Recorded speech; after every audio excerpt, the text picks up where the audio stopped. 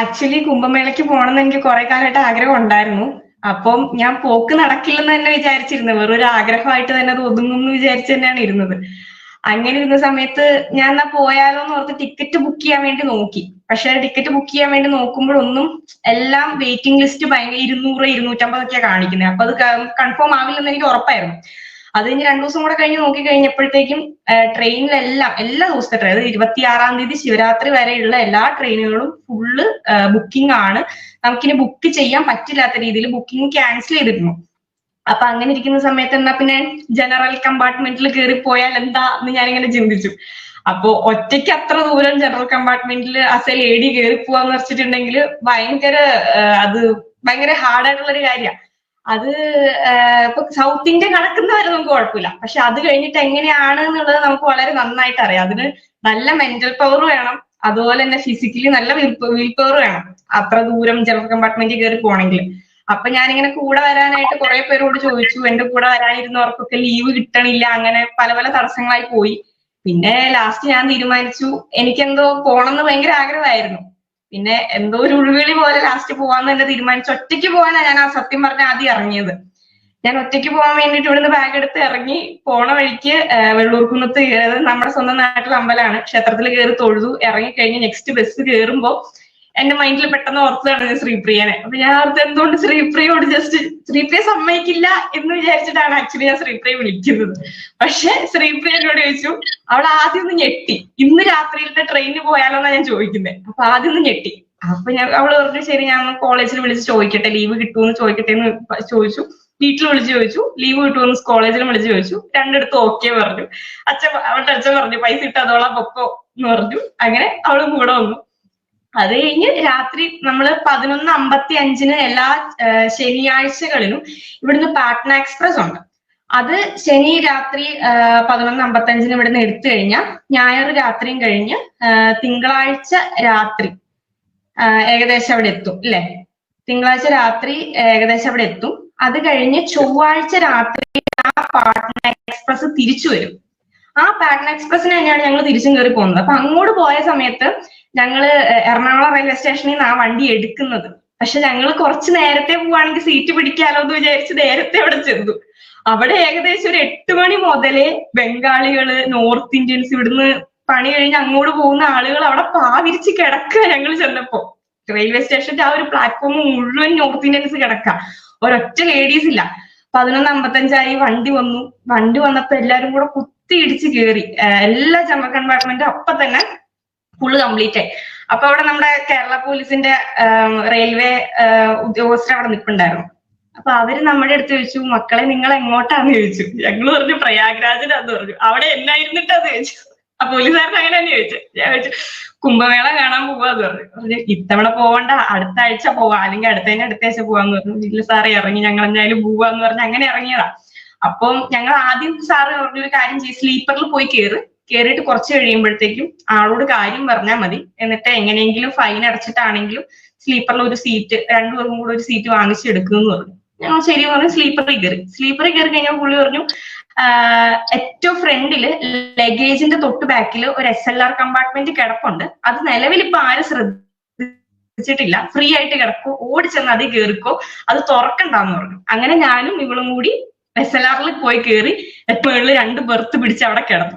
അത് കഴിഞ്ഞപ്പോഴത്തേക്ക് നമ്മുടെ കൂടെ തന്നെ പ്രയാഗ്രാജിന് വരുന്ന ടിക്കറ്റ് കൺഫേം ആവാത്ത കുറച്ച് ചേട്ടന്മാരുണ്ടായിരുന്നു. ഒരു കോട്ടയത്തു നിന്നുള്ള തീർത്ഥാടകരാണ്. അപ്പൊ അങ്ങനെ ആ പോലീസുകാരൻ അവരെയും കണ്ടുപിടിച്ചു. അവരോട് പറഞ്ഞു ഇങ്ങനെ 2 പെൺകുട്ടികളുണ്ട്, അവരോട് പോയി ഇരുന്നോന്ന് പറഞ്ഞിട്ട് അവരെയും വിളിച്ചു. അങ്ങനെ ഞങ്ങളെല്ലാരും കൂടെ SLRൽ കയറി ആ വാതിലും കുറ്റിയിട്ടു. പിന്നെ കുറച്ചങ്ങോട്ട് കഴിഞ്ഞപ്പോഴത്തേക്കും പതിയെ ആള് കയറി തുടങ്ങി. ഒരു സൗത്ത് ഇന്ത്യ അങ്ങോട്ട് കഴിഞ്ഞപ്പോഴത്തേക്കും സീറ്റ് ഉണ്ടായിട്ട് കൂടി നമുക്ക് അങ്ങോട്ട് സർവൈവ് ചെയ്യാൻ ഭയങ്കര ബുദ്ധിമുട്ടായി തുടങ്ങി. അതെന്താന്ന് വെച്ച് കഴിഞ്ഞിട്ടുണ്ടെങ്കിൽ അറിയാലോ, സൗത്ത് ഇന്ത്യ കഴിഞ്ഞ് നോർത്ത് ഇന്ത്യയിലേക്ക് പോകുമ്പോൾ സ്വാഭാവികമായിട്ടും ജനറൽ കമ്പാർട്ട്മെന്റിലുള്ള ഒരു പ്രശ്നങ്ങൾ അറിയാലോ. അത് കഴിഞ്ഞ് പിന്നെ പതിയെ പാൻപരാഗിന്റെ മണമായി, അങ്ങനെ മണം അതൊട്ട് സഹിക്കാൻ വയ്യാണ്ട് വളരെ കഷ്ടപ്പെട്ട് നമ്മൾ അവിടെ എത്തണേ. അപ്പൊ നമുക്ക് ടിക്കറ്റിന്റെ വില എന്ന് വെച്ചിട്ടുണ്ടെങ്കിൽ നമുക്ക് ഏകദേശം 550 വരെയാണ് അങ്ങോട്ട് വൺ സൈഡ് നമുക്ക് ടിക്കറ്റ് വരാം. പിന്നെ ഞങ്ങളൊരു 500 രൂപയുടെ ഫുഡ് കയ്യിൽ കരുതിയിട്ടുണ്ടായിരുന്നു. ഫ്രൂട്ട്സ് ആയിട്ടും ബ്രെഡ് ആയിട്ടും അങ്ങനെയൊക്കെ നമ്മുടെ ട്രെയിനിൽ നിന്ന് ഒന്നും വാങ്ങിച്ചില്ല. കാരണം എനിക്ക് ട്രെയിനിലെ ഫുഡ് പിടിക്കില്ല. അതുപോലെ നോർത്ത് ഇന്ത്യയിലെ ഫുഡ് കടുകെണ്ണ യൂസ് ചെയ്തിട്ട് ഉണ്ടാക്കുന്നുണ്ട്, അതും എനിക്ക് വയറിന് പിടിക്കില്ല. അതുകൊണ്ട് നമ്മൾ ഒന്നും വാങ്ങണ്ടെന്ന് തന്നെ കരുതിയിട്ടാണ് ഇവിടുന്ന് ഫുഡെല്ലാം നമ്മൾ കരുതിയാ പോയത് 2 ദിവസത്തേക്കുള്ളത്. പിന്നെ തിരിച്ചു വരുമ്പോൾ അവിടുന്ന് വാങ്ങാന്നുള്ള പ്ലാനിങ്ങിലാണ് നമ്മൾ പോണത്. അങ്ങനെ പോയി ഏകദേശം ഒരു 5 തവണയെങ്കിലും ഞങ്ങൾക്ക് 139 വിളിക്കേണ്ടി വന്നിട്ടുണ്ട്. അത് ആക്ച്വലി അത് ലേഡീസ് കമ്പാർട്ട്മെന്റ് ആയിട്ട് കൂടിയും ഭയങ്കരമായിട്ട് ജെൻസ് ഇടിച്ചു കയറി. ലാസ്റ്റ് ഞാൻ നോക്കിയപ്പോ ഊഞ്ഞാലൊക്കെ കെട്ടി സൈഡിൽ ഒരുത്തം കിടന്ന് ആടുക. അത് കഴിഞ്ഞ് ഒരു രക്ഷയില്ലാത്ത കഴിയുമ്പോ നമ്മള് സൗത്ത് ഇന്ത്യ കടക്കുന്നത് വരെ കുഴപ്പമില്ലായിരുന്നു. സൗത്ത് ഇന്ത്യ കടക്കുന്നത് വരെ നമ്മള് 139 വിളിച്ചു കഴിയുമ്പോൾ പോലീസ് വരും, വന്നിട്ട് RPF ഉദ്യോഗസ്ഥര് ഇവരെ ഇറക്കി വിടുമായിരുന്നു. സൗത്ത് ഇന്ത്യ കഴിഞ്ഞ് ഒരു മധ്യപ്രദേശം കഴിഞ്ഞ് നോർത്തിലേക്ക് എത്തിക്കഴിഞ്ഞ് പിന്നെ നമ്മൾ 139 വിളിച്ചത് കംപ്ലൈന്റ് ചെയ്ത് അവർ വരുമ്പോൾ നമ്മുടെ അടുത്ത് പറയണത് നിങ്ങൾക്ക് ഇരിക്കാൻ സീറ്റില്ലേ, നിങ്ങൾ അവിടെ ഇരുന്നു, ബാക്കിയുള്ളവരുടെ കാര്യം നോക്കണ്ട, ആ രീതിക്ക് നമ്മുടെ അടുത്ത് സംസാരിക്കണം. പിന്നെ നമുക്ക് മനസ്സിലായി ഇനി അവിടെ വരെ ജീവനോടെ ചെന്നു എന്ന് മനസ്സിലായി. അപ്പൊ ഞങ്ങൾ പോണ വഴിക്ക് നാട്ടിൽ നിന്ന് ഓരോ ഏട്ടന്മാര് നമ്മളെ വിളിക്കുന്നുണ്ട്, നിങ്ങൾക്ക് എത്ര ധൈര്യം ഉണ്ടായിട്ടാ നിങ്ങൾ ജനറൽ കമ്പാർട്ട്മെന്റിൽ കയറിയിട്ട് പോവാ, എന്താന്ന് ഉദ്ദേശിച്ചിട്ടാ പോവാ വെച്ചിട്ട് ഞങ്ങൾ ഭയങ്കര ചീത്തൊക്കെ പറഞ്ഞു. ഇവിടെ ഒരു പ്രശ്നമില്ല, ഞങ്ങൾ സുഖമായിട്ട് കിടന്നുറങ്ങിയാ പോണേ. അത് സത്യം കേട്ടോ. നമുക്ക് ഭഗവാന്റെ അനുഗ്രഹം കൊണ്ട് നമ്മൾ വിചാരിക്കുമ്പോഴല്ല നമ്മൾ കുംഭമേളയിൽ പങ്കെടുക്കാൻ പോകുന്നത്. ഭഗവാൻ നമ്മളവിടെ ചെല്ലണത് ഭഗവാൻ വിചാരിക്കുമ്പോഴാണ് നമുക്ക് ഇവിടുന്ന് പോകാൻ തോന്നുക. അതുകൊണ്ട് ഭഗവാനായിട്ട് തീരുമാനിച്ച യാത്രയായതുകൊണ്ട് ഭഗവാൻ തന്നെ വഴി കാട്ടി തന്നു. ഒരു പ്രശ്നം ഉണ്ടായില്ല. വേറെ നമുക്ക് അവിടെ ചെല്ലുന്ന വരെ നമുക്ക് സുഖമായിട്ട് അതിൽ കിടന്നുറങ്ങി തന്നെ പോകാൻ പറ്റി. വേറെ വിഷയങ്ങളുണ്ട്. പിന്നെ നമുക്ക് ടോയ്ലറ്റിൽ പോകാൻ വേണ്ടിയിട്ട് പയ്യന്മാരുടെ കയ്യും കാലൊക്കെ പിടിച്ച് പൊക്കോട്ടെ എന്ന് ചോദിച്ചു. കാരണം നിലത്ത് മുഴുവൻ ആളുകൾ കിടക്കുക, അതുപോലെ നിറഞ്ഞ ആളുകളാണ്. ഓരോരുത്തരുടെ സൈഡിലൂടെ കാല് കുത്തി വേണം നമുക്ക് വാഷ്റൂമിൽ പോകാൻ. അങ്ങനെ നമ്മൾ അവിടെ എത്തി കഴിഞ്ഞപ്പോ ഭയങ്കര സമാധാനം. അതുപോലെ അങ്ങനെ നമ്മൾ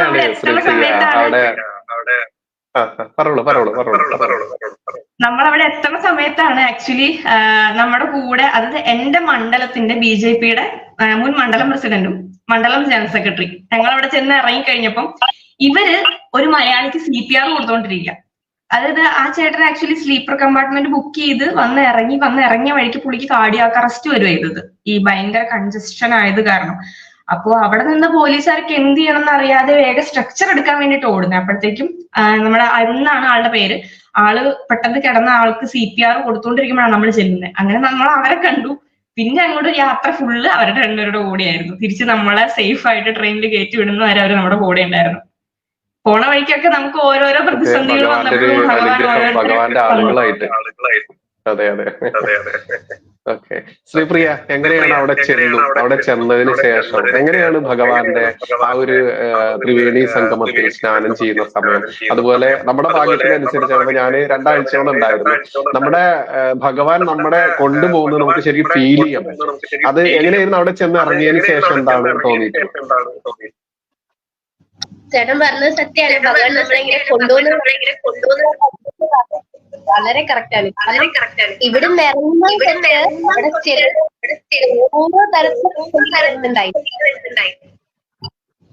എന്താ പറയാ, ഇവിടുന്ന് ഇറങ്ങുമ്പോ തൊട്ടേ ജീവെന്ന് വേണേ പറയാ, പോണോ എന്നുള്ളൊരു ചിന്തയായിരുന്നു. പക്ഷെ എന്തോ പോയേക്കാം എന്നുള്ള ആ ഒരു മൈൻഡ് പിന്നെ വന്നു. അങ്ങനെ പോയി. അവിടെ ചെന്നിറങ്ങി കഴിയുന്ന അപ്പം അരുണേട്ടനും സിനിലേട്ടനും ഞങ്ങളുടെ കൂടെ ഉണ്ടായി.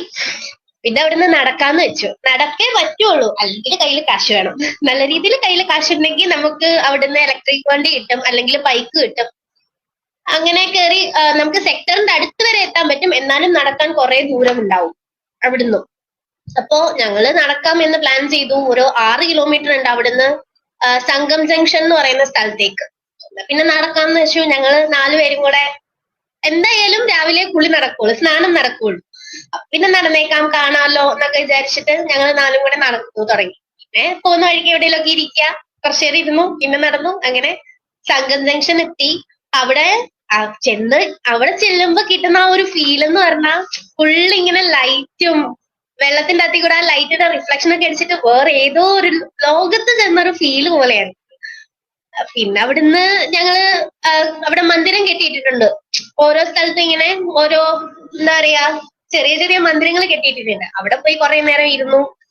കാര്യങ്ങളൊക്കെ അരുണേട്ടൻ പോയിട്ട് നോക്കി, എന്താ ഏതാന്നൊക്കെ അരുണേട്ടൻ പോയി നോക്കി. പിന്നെ ഞങ്ങൾക്ക് രണ്ടുപേർക്കും വേറെ ഒന്നും ടെൻഷനില്ല, കാരണം കൂടെ ആളുണ്ട്, അവര് നോക്കിക്കോളും എന്നുള്ളൊരു ഇത് ആത്മവിശ്വാസം ഉണ്ട്. അതുകൊണ്ട് തന്നെ കാര്യങ്ങളെല്ലാം അരുണേട്ടൻ പോയി നോക്കി കണ്ട് വന്ന് പറഞ്ഞ് ഞങ്ങളിങ്ങനെ നടന്നു പോയി. പിന്നെ സ്നാനത്തിന്റെ സ്ഥലത്ത് ചെന്നപ്പോ അത്യാവശ്യം നല്ല തിരക്കുണ്ട്. പക്ഷെ ഞങ്ങൾക്ക് പോകാനുള്ള സ്ഥലങ്ങളൊക്കെയും എന്താ പറയുക കുറച്ച് കൺജസ്റ്റഡ് അല്ലാത്ത രീതിയിലായി വരുന്നുണ്ടായിരുന്നു.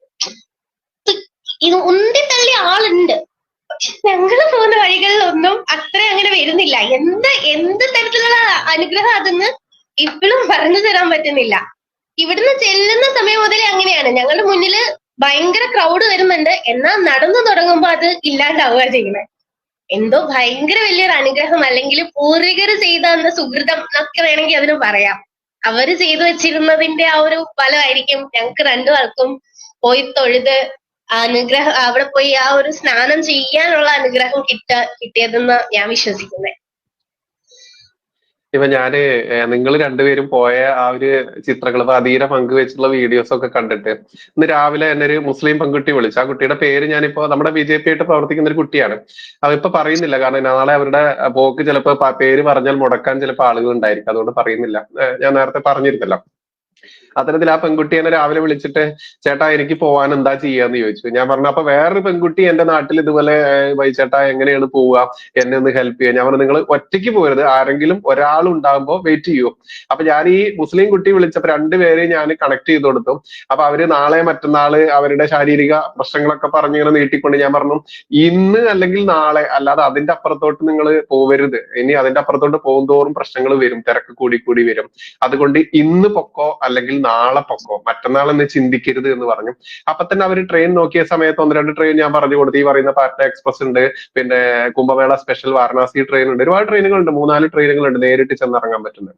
അപ്പൊ അത് നാളെ രാവിലെ അവര് 11:30 അവർ ഇവിടുന്ന് പുറപ്പെടുകയാണ്. ഇതുപോലെ തന്നെയാണ്, യാതൊരു മുൻകരുതലും ഇല്ലാതെ അതല്ലെങ്കിൽ തയ്യാറെടുപ്പുകളും ഇല്ലാതെ ഈ ഒരു നിങ്ങളുടെ ഈ ഒരു ധൈര്യം, നിങ്ങൾ പോയിരുന്ന ഈ ജനറൽ കമ്പാർട്ട്മെന്റിൽ കയറിപ്പോയി വന്നത് അത് എടുത്തു പറയേണ്ടതുണ്ട്. കാരണം നിങ്ങൾക്ക് ചെറിയ സ്ലീപ്പർ കോച്ചിൽ എടുത്തിരുന്നെങ്കിൽ സിമ്പിൾ ആയിട്ട് പോകാൻ പറ്റും, കാരണം കൗണ്ടർ ടിക്കറ്റ് ഉണ്ടെങ്കിൽ നമുക്ക് ലളിതമായിട്ട് പോയി വരാൻ പറ്റും. അപ്പൊ അത് ഇവർക്ക് പറഞ്ഞു കൊടുത്തത് കൊണ്ട് അത് സിമ്പിൾ ആണ്, അവർക്ക് ചെയ്യാൻ പറ്റും. പിന്നെ ചെറിയ വ്യത്യാസമേ വരുന്നുള്ളൂ, 800 ചില്ലാണ്, 900 രൂപയുടെ ഉള്ളിലേ വരുന്നുള്ളൂ. ഈ 500-900 എന്ന വ്യത്യാസമേ വരുന്നുള്ളൂ. അപ്പൊ അത് ആർക്കും പോകാൻ പറ്റും എന്നുള്ളൊരു യാഥാർത്ഥ്യം അത് നിങ്ങളിലൂടെ സാക്ഷ്യപ്പെടുത്താൻ കൂടി വേണ്ടിയിട്ടാണ് നമ്മൾ ഈ ലൈവ് വെച്ചത്. പിന്നെ മാത്രമല്ല, ഇപ്പോ 144 എന്ന കണക്ക് കേൾക്കുമ്പോൾ പലർക്കും എന്താണ് അതിന്റെ പ്രത്യേകത എന്ന് അറിയില്ല എന്നുള്ളതാണ് സത്യം. കാരണം 4 വർഷം കൂടുമ്പോൾ കുംഭമേള നടക്കുന്നു. ഈ 4 വർഷം കൂടുമ്പോൾ നടക്കുന്ന കുംഭമേള 12 വർഷമാകുമ്പോൾ അത് പൂർണ്ണ കുംഭമേളയാവുന്നു. ഈ 12 വർഷമുള്ള പൂർണ്ണ കുംഭമേള 12ാമത് നടക്കുമ്പോൾ അത് 12 × 12 144 വർഷമാവുന്നു. അതായത് ഒരു മനുഷ്യായുസിൽ നമ്മൾക്കൊക്കെ ഇതിൽ പങ്കെടുക്കാൻ പറ്റുക എന്ന് പറഞ്ഞാൽ അതിൽ പരം ഒരു പുണ്യം വേറെ എന്ത് എന്നുള്ളതാണ്. അതിന്റെ ആ ഒരു ആളുകൾ മാക്സിമം ഇൻസ്പയർ ചെയ്തുകൊണ്ട് തന്നെ നിങ്ങളുടെ എക്സ്പീരിയൻസ് ഷെയർ ചെയ്യേണ്ടതുണ്ട്.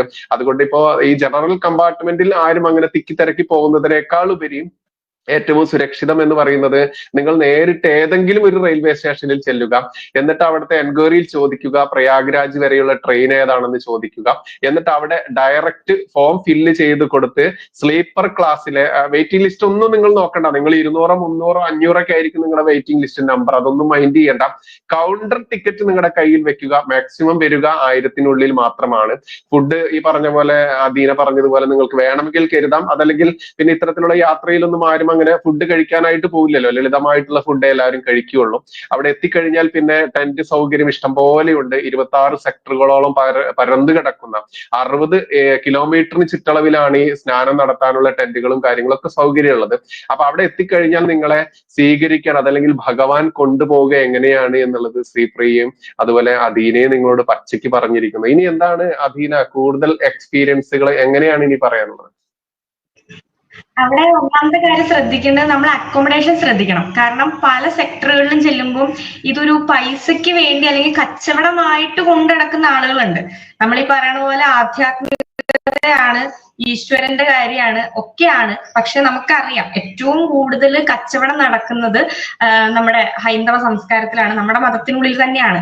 അപ്പൊ അതുപോലെ മതത്തെ വിറ്റ് കാശാക്കുന്ന ആളുകളും അവിടെ ഉണ്ട്, ഇല്ലെന്ന് നമ്മൾ പറയണില്ല. നമ്മൾ ഒരു ദിവസം ഒരു ചെറിയൊരു ചെറിയൊരു തുണി വലിച്ചു കെട്ടിയിട്ട് അതിനകത്ത് കമ്പ് വെച്ച് കെട്ടിയേക്കണ ചെറിയൊരു ടെന്റിൽ നമ്മൾ ചെന്ന് ചോദിച്ചപ്പോൾ അവർ നമ്മളോട് 5000 രൂപയാ പറഞ്ഞത് ഒരു ദിവസത്തിന് വേണ്ടിയിട്ട്. പക്ഷെ അങ്ങനെയല്ല അപ്പം പക്ഷെ നമ്മുടെ കേരളത്തിൽ നിന്ന് അമൃതാനന്ദമയിയുടെ ആളുകൾ അവിടെ ടെന്റ് കെട്ടിയിട്ടുണ്ട്. അതുപോലെ നമ്മൾ പോകാനായിട്ട് ഉദ്ദേശിച്ചിരുന്ന അഖാഡയുടെ ടെന്റിലോട്ടാ. അത് സെക്ടർ 10 വരിക. 10, അതുപോലെ 18 നമ്മുടെ VHPയുടെ സെക്ടർ ഉണ്ട്, 24 അവരുടെ സെക്ടർ ഉണ്ട്. അങ്ങനെ നല്ല നമ്മുടെ മലയാളീസ് ആയിട്ടുള്ള ആൾക്കാരുടെ നല്ല നല്ല ടെന്റുകളുണ്ട്. അവിടെയൊക്കെ നമുക്ക് 100 രൂപയ്ക്കേ വരുന്നുള്ളൂ ടെന്റിന്. പിന്നെ അഗാധയുടെ ചെന്ന് കഴിഞ്ഞിട്ടുണ്ടെങ്കിൽ നമ്മൾ സത്യം പറഞ്ഞാൽ അവര് നമ്മുടെ അടുത്ത് നിന്ന് ഫീസ് ഒന്നും വാങ്ങിക്കില്ല. നമ്മൾ തിരിച്ചിറങ്ങാൻ നേരത്തെ നമുക്ക് എന്തെങ്കിലും സംഭാവന കൊടുക്കണം എന്ന് തോന്നുകയാണെന്നുണ്ടെങ്കിൽ നമ്മുടെ കയ്യിൽ എന്താണുള്ളത് അത് ദക്ഷിണ പോലെ അവിടെ ഏൽപ്പിച്ചാൽ മതി. അവിടെ ഫുഡും കാര്യങ്ങളും അക്കോമഡേഷനും എല്ലാം ഓക്കെയാണ്. പക്ഷെ നമുക്ക് അക്കോമഡേഷന്റെ ആവശ്യം വന്നില്ല. ഞങ്ങള് രാത്രി 2 മണിക്ക് റെയിൽവേ സ്റ്റേഷനിൽ നിന്ന് ഇറങ്ങിയിട്ട് പിറ്റേ ദിവസം ഉച്ചയ്ക്ക് 2 മണി വരെ നമ്മൾ കണ്ടിന്യൂസ് നടക്കുകയത്. അത് രസം എന്താന്ന് വെച്ചാൽ നമ്മൾ ചെന്ന് ഇറങ്ങിയത് മുതൽ അവസാനം നമ്മൾ തിരിച്ച് കയറുന്നത് വരെ നമ്മൾ എന്തെങ്കിലും ഒരു ഡൗട്ട് വരുമ്പോൾ നമ്മൾ ചോദിക്കാൻ വേണ്ടി ചെന്ന് തോളത്ത് തട്ടുന്ന പോലീസ് ഉദ്യോഗസ്ഥൻ അല്ലെങ്കിൽ ആർമി ഉദ്യോഗസ്ഥൻ മലയാളി ആയിരിക്കും. അത് ഭയങ്കര ഒരു ഭാഗ്യമായിട്ട് നമുക്ക് തോന്നി. നമ്മള് പോണ വഴിക്ക് നമ്മളത് മലയാളിയാണെന്ന് വിചാരിച്ചിട്ടല്ല ബാക്കിൽ തന്നെ ചെന്ന് തട്ടുന്നത്. തട്ടി അവര് തിരിയുമ്പോ നമ്മുടെ ഹിന്ദി കേൾക്കുമ്പോ നമ്മളോട് ഇങ്ങോട്ട് ചോദിക്കും മലയാളിയാണല്ലേ എന്ന് ചോദിക്കും. നമ്മൾ ആദ്യം അങ്ങനെ കിട്ടിയത് ഒരു കണ്ണൂരിൽ നിന്നുള്ളൊരു ആർമി ഉദ്യോഗസ്ഥനാണ്. അദ്ദേഹം നമുക്ക് പോകാനുള്ള വഴികൾ കാര്യങ്ങളൊക്കെ പറഞ്ഞു തന്നു. അങ്ങനെ പോണ വഴിക്ക് നമ്മൾ അതുപോലെ പോണ വഴിക്ക് ഞങ്ങള് സ്നാനത്തിന് വേണ്ടി പോകുന്ന വഴിക്ക് പെട്ടെന്ന് മാസ്ക് ഇട്ടിരിക്കുകയായിരുന്നു ഒരു ആർമി ഉദ്യോഗസ്ഥൻ. അയാളുടെ കണ്ണിലോട്ട് നോക്കിയപ്പോൾ എന്തോ ഒരു കണക്ഷൻ ഫീൽ ചെയ്തു. ഞാൻ മുഖത്തോട്ട് പോയി കഴിഞ്ഞപ്പോ ആളിങ്ങനെ മാസ്ക് താത്തിട്ട് ചിരിച്ചു കാണിച്ചു, മലയാളി എന്ന് പറഞ്ഞ് കൈ നോക്കി കാണിച്ചു. അതൊക്കെ അവിടെ ചിലപ്പോൾ ഭയങ്കര നമുക്ക് പ്രൗഡായിട്ടൊരു ഫീലിങ്സാണ്. കാരണം നമ്മൾ ഇന്ത്യയുടെ ഏത് ഭാഗത്ത് ചെന്നാലും മലയാളി എന്ന് പറയുന്ന ഒരു വികാരം, അതൊരു വികാരം തന്നെയാണെന്ന് ഞങ്ങൾക്ക് ഇന്നലെ കഴിഞ്ഞ കുറച്ച് 5-6 ദിവസം കൊണ്ട് നമുക്ക് ശരിക്കും മനസ്സിലായി. അതുപോലെ നമ്മൾ തിരിച്ചു വരാൻ നേരത്ത് റെയിൽവേ സ്റ്റേഷനിൽ നമ്മൾ ജനറൽ കമ്പാർട്ട്മെന്റിൽ ടിക്കറ്റ് എടുത്ത് വെയിറ്റ് ചെയ്യാം. നമ്മളൊരു വൈകിട്ട് 4 മണി മുതൽ നമ്മൾ സ്റ്റേഷനിൽ വെയിറ്റ് ചെയ്യണം, രാത്രി 12:30 ട്രെയിനിന് വേണ്ടിയിട്ട്. ആ സമയത്ത് നമുക്ക് വേണ്ടിയുള്ള എല്ലാ സൗകര്യങ്ങളും ഒരുക്കി തന്നതും നമ്മുടെ കൂടെ ഫുൾ ടൈം ഇരുന്നത് അവിടുത്തെ ഉദ്യോഗസ്ഥരോട് പറഞ്ഞത് എന്റെ കുട്ടികളാണ് എന്ന് പറഞ്ഞിട്ടാണ് ഞങ്ങളെ അവരുടെ കയ്യിൽ ഏൽപ്പിച്ച് നമ്മുടെ എല്ലാ കാര്യങ്ങളും നോക്കിയത്. ഒരു മലയാളി ആയിട്ടുള്ള ഒരു ആർമി ഉദ്യോഗസ്ഥയായിരുന്നു, ഒരു ലേഡി ആയിരുന്നു, കൊല്ലംകാരിയായിരുന്നു. അതുപോലെ നമ്മൾ പോയി തിരിച്ചു വരുന്ന വരെ അത് തന്നെ സോനു. പോയി തിരിച്ചു വരുന്ന വരെ എല്ലായിടത്തും ഓരോരോ മലയാളീസ് നമ്മൾ ദൈവം കൊണ്ട് കയ്യിൽ തന്നതുപോലെ നമുക്ക് കിട്ടി. എല്ലാം എന്താ പറയാ, ചേട്ടൻ പറഞ്ഞ പോലെ തന്നെ ഭഗവാൻ നമ്മളെ വഴി കാണിച്ചു കൊണ്ടുപോയതുപോലെ തന്നെ നമുക്ക് തോന്നിയത്. പിന്നെ ശ്രീപ്രിയ, മറ്റ് ചില ആളുകൾക്കൊക്കെ ഉള്ള ഒരു സംശയമാണ്, നമ്മൾ ഈ കാലാവസ്ഥ വ്യതിയാനം വരുന്ന സമയത്ത് അവിടെ നല്ല തണുപ്പുണ്ട്, നമുക്കറിയാം 8 ഡിഗ്രി 7 ഡിഗ്രി ആ രീതിയിലൊക്കെ തണുപ്പ് വരാറുണ്ട് എന്നുള്ളത് അറിയാം. ഈ ഒരു ഫീല് അത് നിങ്ങളെ ബാധിച്ചിട്ടുണ്ടോ? തണുപ്പ് ബാധിച്ചിട്ടുണ്ടോ? തണുപ്പ് ബാധിച്ചില്ലെന്ന് ചോദിച്ചാ ഞങ്ങള് ഈ എന്താ പറയുക സ്വെറ്ററും കാര്യങ്ങളൊക്കെ കരുതി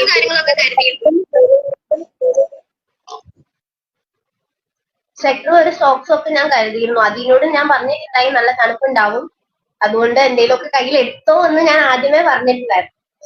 വലിയ രീതിയിൽ തണുപ്പ് ഒരു വെളുപ്പ് എന്താ പറയണെന്ന് വെച്ചാൽ ഒരു 6 മണി കൂട്ടിയിട്ടാണ് ഈ തണുപ്പ് കൂടണേ. ഞാനൊക്കെ വിചാരിച്ചിരുന്നത് ചെന്നിറങ്ങുന്ന സമയത്തായിരിക്കും തണുപ്പ് എന്നാ വിചാരിക്കുക. നമ്മൾ ചെന്നിറങ്ങുന്ന സമയത്തൊന്നും നമുക്ക് തണുപ്പ് ഫീൽ ചെയ്യുന്നില്ല.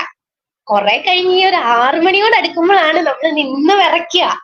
പിന്നെ കുറച്ചു നേരം കഴിഞ്ഞപ്പോ ഓക്കെ ആയി. നമ്മൾ അതൊന്നും വകവെക്കുന്നേ ഇല്ല. നമുക്ക് എങ്ങനെയും ചെല്ലണം, സ്നാനം ചെയ്യണം, അവിടെ മുഴുവൻ കാണണം, തിരിച്ചു വരണം, ഈ ഒരു മൈൻഡിലാ പോണേ. സ്വെറ്റർ എടുക്കണം, സോക്സ്, കയ്യിൽ ഗ്ലൗസ് കരുതാമെങ്കിൽ അത്.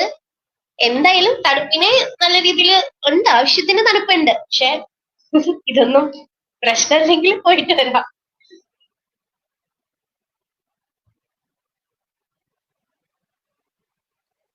എന്താണ് ഹദീന കൂട്ടിച്ചേർക്കാനുള്ളത്?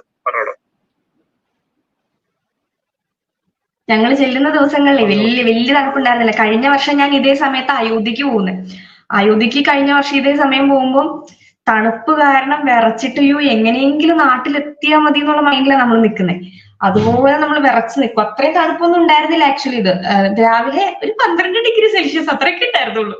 അതുപോലെ നമ്മൾ കുളിക്കാനായിട്ട് പോകുന്ന സമയത്ത് ഗംഗയിൽ നല്ല തണുപ്പായിരിക്കും എന്ന് വിചാരിച്ച നമ്മൾ ചെല്ലുന്നത്. എങ്ങനെ ഗംഗയിൽ ഇറങ്ങും എന്നുള്ളതാണ് നമ്മുടെ മൈൻഡിൽ പിന്നെ ഫുള്ള്. പക്ഷെ ഗംഗയിൽ ഇറങ്ങാൻ നേരത്ത് നമുക്ക് അത്ര തണുപ്പ് ഫീൽ ചെയ്യുന്നില്ല. മേ ബി തണുപ്പ് ഉണ്ടായിട്ടും അവിടെ അത്രയും കൺജസ്റ്റഡ് ആയതുകൊണ്ടായിരിക്കാം നമുക്ക് ആ ടെമ്പറേച്ചർ ഫീൽ ചെയ്യാത്ത കേട്ടോ.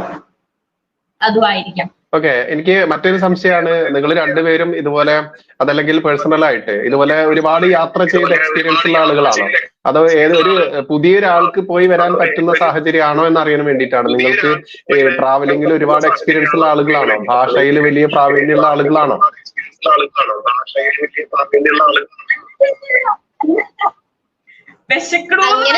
ഹിന്ദി പോലും എനിക്കറിയില്ല. അത്യാവശ്യം കേരളത്തിൽ അത്യാവശ്യം